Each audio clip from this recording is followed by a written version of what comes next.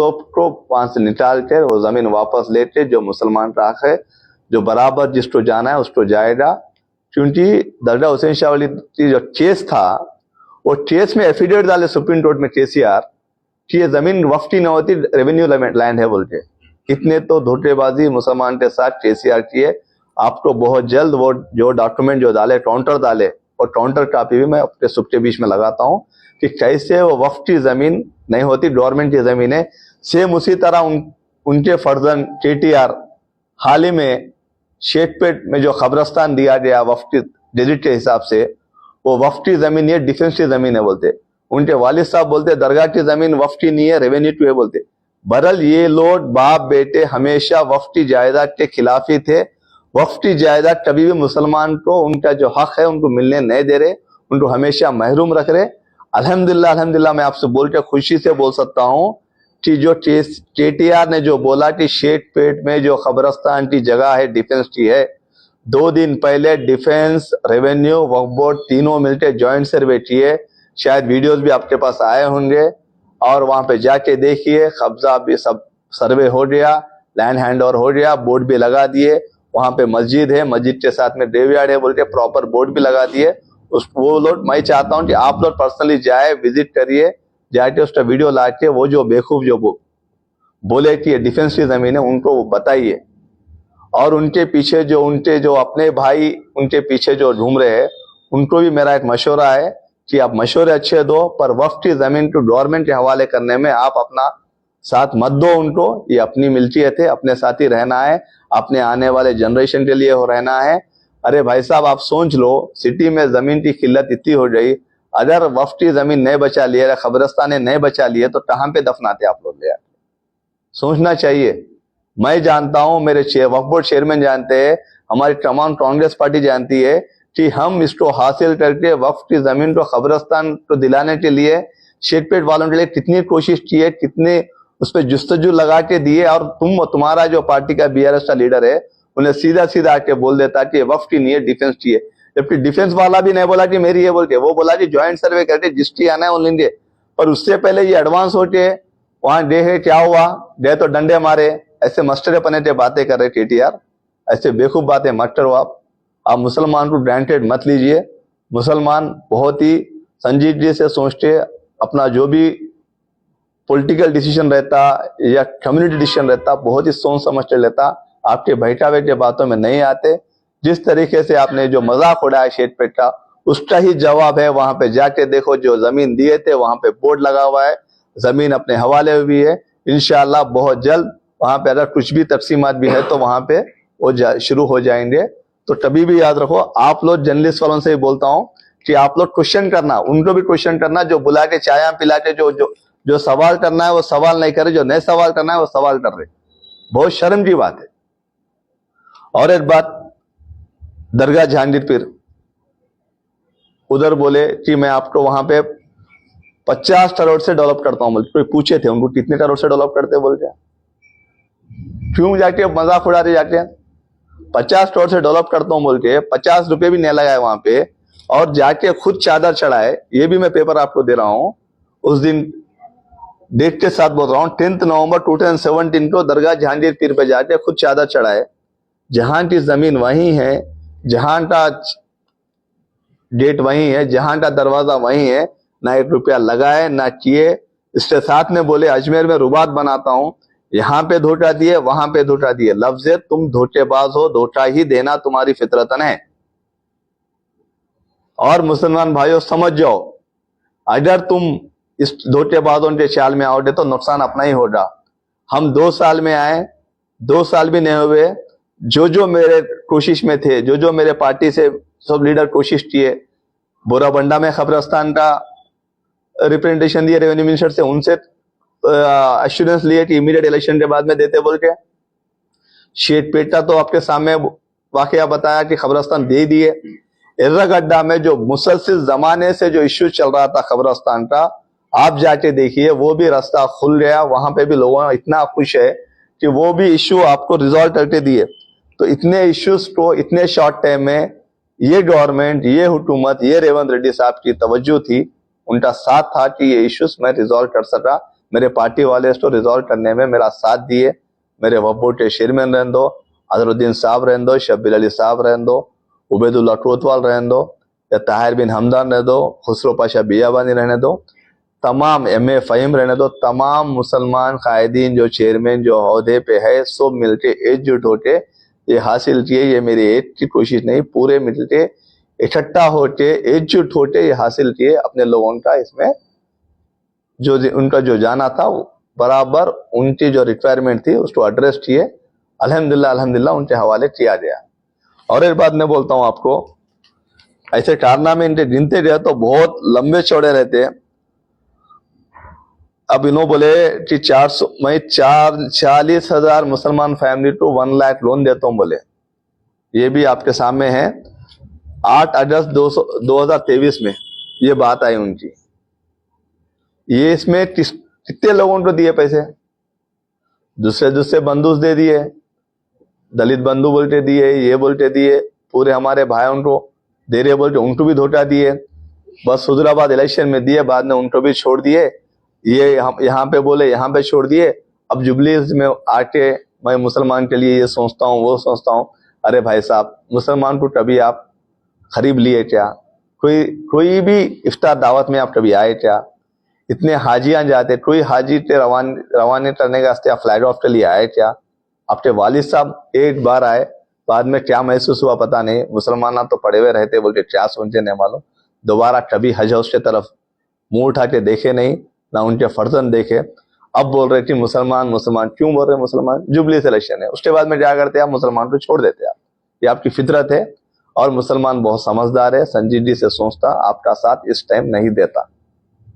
क्योंकि 19 साल से एक छोटी सी चीज मैं बताता हूं आपको। मस्जिद तौहीद जो बड़ा मस्जिद है, बड़े बहुत तादाद में लोग नमाज पढ़ने आते, नमाज पढ़ते पढ़ते लोगों को गाड़ियां रोड पे आ जा रहे, लोग नमाज पढ़ते पढ़ते बाहर आ रहे, उतना पब्लिक रहता वहां पे।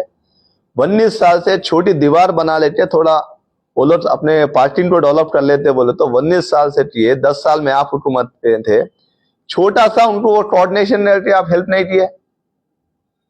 अल्हम्दुलिल्लाह यही रेवंत रेड्डी साहब, यही हुकूमत, यही यहीं के सीएम, यही अजरुद्दीन साहब और साथ दिए। 2 दिन पहले वहां पे दीवार का काम शुरू हो गया। सब कुछ जो पूछे थे वहां पे हाई टेंशन वाली शिफ्टिंग के लिए पूछे, वो चेंज हुआ, जगह खुली, लोगों को आसानी हो रही। ऐसे काम करो आप, करके वोट पूछो। लेकिन मुसलमान को धोखा देना, मुसलमान को इजी लेना और ये चीजों को बस उनसे महरूम रखना, ये चीज छोड़ दो केटीआर। आपको कोई मुसलमान तरक्की कर रहा तो आपको बर्दाश्त नहीं होता। सुबह शाम उठे बैठे मेरे बारे में मीडिया में बात कर रहे आप, क्यों? तकलीफ क्या है कि एक मुसलमान जो बच्चा जो हुकूमत के साथ कोऑर्डिनेशन करके अपने लोगों का कुछ फायदा कर रहा है, वो आपको डाइजेस्ट नहीं हो रहा, आपको बर्दाश्त नहीं हो रहा। तो आप जहां मिले वहां मिले, मौका मिले तो आप मुझे गाली दे रहे। आप गाली देने से मुझे कुछ होने वाला नहीं है, उल्टा मैं और इसको और इंस्पिरेशन लेके और मेहनत करूंगा और अपने लोगों के लिए काम करूंगा। और एक बात बोले कि पहाड़ी शरीफ में IT पार्क बनाता हूँ 50 हेक्टेयर पे। IT पार्क तो छोड़ो, वहां पे कुछ IT वाला कुछ लफ्ज ही नहीं है। क्योंकि जितना भी मौका था, आप जहां पे आपके जमीन आते वहीं पे बना लिए, जहां पे आप पहले से जमीना लेके रखे थे वहीं पे डेवलप कर लिए। क्योंकि आप मुसलमान अगर तरक्की कर लिया, मुसलमान को IT पार्क बनने से जो रेवेन्यू आए तो हमारे भाई बहनों को पढ़ने में आसानी होती, उसके फंड से उनको तालीम के लिए, स्कॉलरशिप के लिए आसानी होती। वो आपको पसंद नहीं आया, इसलिए आप नहीं किए। एयरपोर्ट से पहाड़ी शरीफ सबसे करीबी प्लेस बोलता पहाड़ी शरीफ एयरपोर्ट से। जितना राय दूर आते उतने 4 टाइम तो पहाड़ी शरीफ जाके आ सकते। उतना शॉर्टेस्ट डिस्टेंस में क्लियरली हाई रेज जोन में आप एक छोटी सी बिल्डिंग भी नहीं बनाए। वजह क्या थी कि मुसलमान इंप्रूव नहीं होना, मुसलमान तरक्की नहीं करना। आपका एक ही एजेंडा है, मुसलमान डेवलप नहीं होना। अगर मैं गलत बोल रहा हूं तो आप मुझे बोलिए क्या वजह थी नहीं बनाए आप। एयरपोर्ट से क्लोजेस्ट डिस्टेंस में कोई भी इंसान जब आप बोले IT पार्क बनाते क्यों नहीं बनाए? आपको पूछे थे मुसलमान आके वहां पे IT पार्क बनाओ बोलते? आप बोलते, भटकाते, बस धोखा देते। ये आपका अब ये रेगुलरली बना लिए। और एक बात बोले, मुझे मुसलमान नौजवान भाइयों को बेरोजगार भत्ता देता हूं बोल के, ये 2018 में आप बोले कैबिनेट में डिसीजन लिए बोल के। 2018 अक्टूबर 18 को बोले आप कि मैं 3,016 रुपये में मुसलमानों को, नौजवान बच्चों को भत्ता देते बोलते, क्यों नहीं दिए? तो मतलब मुसलमान बस यहाँ वहां तंगी की हालत में मेहनत कर लेना, उसका जो हक है, उसका जो इक्वालिटी राइट है गवर्नमेंट में, उसको जो शेयर आना है वो शेयर भी आप नहीं दिए, वो भी धोखा दिया आप। और सबसे बड़ा तो उनके बेटे बोले, वो टाइम के म्युनिसिपल मिनिस्टर, बल्दिया मिनिस्टर बोले कि मैं 540 करोड़ लगा के मूसी पे 14 ब्रिजेस बनाता हूं बोल के बोले। ये भी आपको पेपर में दिखा रहा हूं, 14 ब्रिजेस बनाता हूं बोले। की तरह बनाते तो कितना ट्रांसपोर्टेशन इजी रहता था, कितने मेरे भाइयों को यहाँ पे जॉब करना आसानी रहता था, मेरे बहनों को कॉलेज में आना आसानी रहता था। वो भी नहीं किया आप। हम परसों फाउंडेशन डाले मीरालम टैंक के ऊपर, आप देखो यहाँ से बराबर 2 साल में आपको इतना बेहतरीन ब्रिज बनेगा, लंदन के मुकाबले का ब्रिज बनेगा। वो बने बाद में वहां पे वोट पूछने आते हैं, और आप क्या करें, धोखा दिए। ये ब्रिज बनाता हूँ, वो ब्रिज बना, आप पूरा जितना भी डेवलप करना है अपने एरिया में डेवलप कर लिए, आपके लोग जहां रहते हैं वहां डेवलप कर लिए, आपका बिजनेस जहां पे रहता है वहां डेवलप कर लिए, पर मूसी में 1 रुपए का भी खर्चा करके आप ब्रिज नहीं बनाए। और एक बात सबसे गहरी बात है कि दारुशफा, खिलवत, चारमीनार के पास आप बोले पार्किंग कॉम्प्लेक्सेस बनाते हो, वो भी आप ही मिनिस्टर थे, वो भी आपका झूठ। ऐसे झूठ बोलते गए तो आप इतने झूठ है आपको, आप खाली झूठ की बुनियाद पे ही अपनी इमारत खड़ा कर लिए थे। पब्लिक उसको समझ गई, इसलिए आपको घर में बिठा दिया। अब मैं ये सब क्यों बोलना पड़ रहा बोल तो जुबली हिल्स में आके आप जो हिसाब से बोल रहे, जो हिसाब से मुसलमानों को धोखा दे रहे, जो हिसाब से आप मुसलमानों को नुकसान कर रहे, जो हिसाब से उनका जो हक मिलना है हक मिलने नहीं दे रहे, जिस हिसाब से उनके जमीनात को आप डिफेंस के जमीनात बोल रहे, जिस हिसाब से मुसलमान को आप जो देना है बोराबंडा में वो जमीन देने नहीं दे रहे आप, तो आपका एक ही उसूल है कि झूठ बोलो, मुसलमान को गुमराह करो, मुसलमान के वोट ले लो, बस अपनी नया चला लो। केटीआर साहब, ये आपके लिए ठीक नहीं है। मैं बता रहा हूं, आप वोट मान लो पर मुसलमान को इस्तेमाल मत करो। आप वोट पूछो, काम बताओ, किस बुनियाद पे वोट पूछ रहे। 2 बेवा औरतों को आप गाड़ी में ठहरा लेते, सरदार भाई मरहूम की अहलिया को बाजू में ठहरा लेते, इस तरफ महागंटी डोपी की वाइफ को ठहरा लेते, उनके चेहरे पे वोट मान रहे। अगर आप सही काम करते, अगर आप तरक्की करते, अगर आप मुसलमान का भला करते तो आपके चेहरे पे आप वोट मानना था।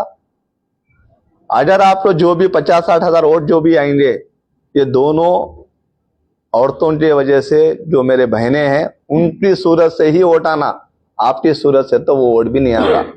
इसलिए आप ये दोनों को हर रैली में इस्तेमाल कर रहे।